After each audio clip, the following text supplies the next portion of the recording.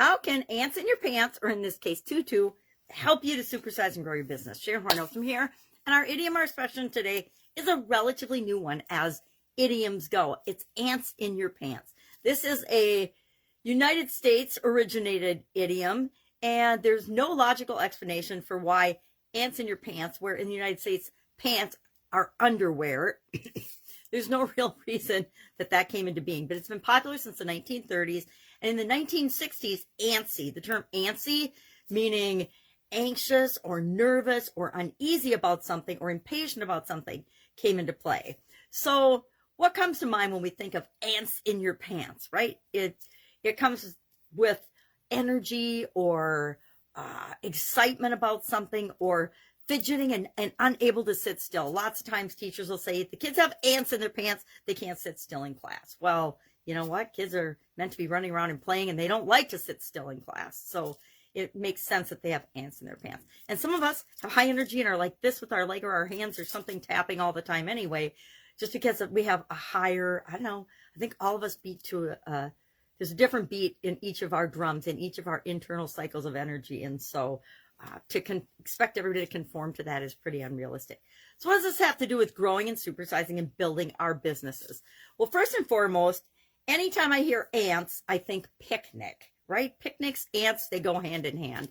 So this triggers for me the thought of, how do we celebrate the successes in our business? Because we don't just have one success in our business. We don't just build and build and build, and then all of a sudden we've arrived. You know, maybe you are creating a business that you want to do an IPO on. Well, you have to have some celebrations and some appreciation of the events and the steps that you achieve along the way to launching that IPO. Or you're going to launch your IPO, and then the next day or the next couple of days, you're going to be all deflated because everything was building up to this one big celebration, this one big event. And so what's next? So I always remind people, and myself included, that we need to celebrate milestones and successes along the way, not just especially the big things, but the little things along the way too. I think it's why the company picnics in corporate America used to be so popular, or the annual Christmas party. It's important that we celebrate things, both business and non-business related, just as human beings coming together. Remember when we used to do that before COVID? The second thing that comes to mind with ants in your pants is energy. Energy of ants in your pants is the same as nervous energy, right? That they feel the same to us, yet they're very, very different based on how we handle them and how we deal with them.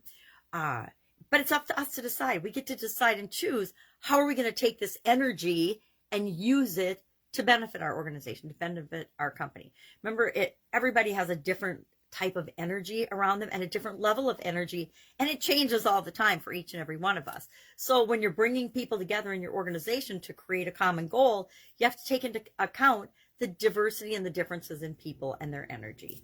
But you get to decide how to direct and how to use that energy. Actually, it's part of your responsibility as the leader of your organization.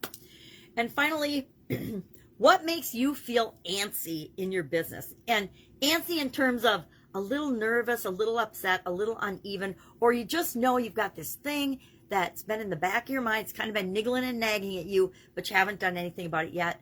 I say today, do something about that. Just take one small action to address that thing that makes you feel antsy, so that it starts moving in the direction you want it to, not as a little stressor in the back of your mind.